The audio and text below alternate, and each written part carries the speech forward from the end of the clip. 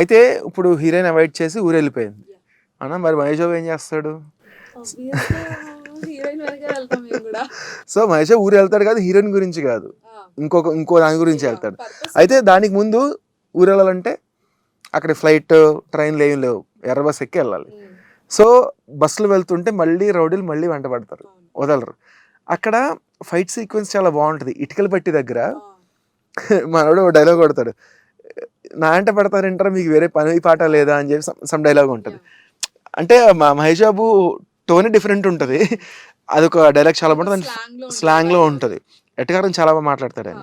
So ఆ fight sequence అంతా చాలా బాగుంటుంది. ఫైట్ సీక్వెన్స్ అయిపోయిన తర్వాత బస్ ఎక్కి బస్సును కొట్టి రై రై అంటాడు. అది ఇంకా అసలు ఘోరంగా ఇప్పుడు ఎంత హైలైట్ అయిందంటే పర్టికులర్ డైలాగు, ఆ బస్సును కొట్టి రైట్ రైట్. పల్లెటూరులో బేసిక్ గా మన కండక్టర్ అదే కదా, సిగ్నల్ అంటే టికెట్లు ఇచ్చేదాంతో బస్సు టక్ టక్ అని కొట్టి రై రై అంటాడు. సేమ్ అట్లా చేత్తో కొట్టి అంటాడు.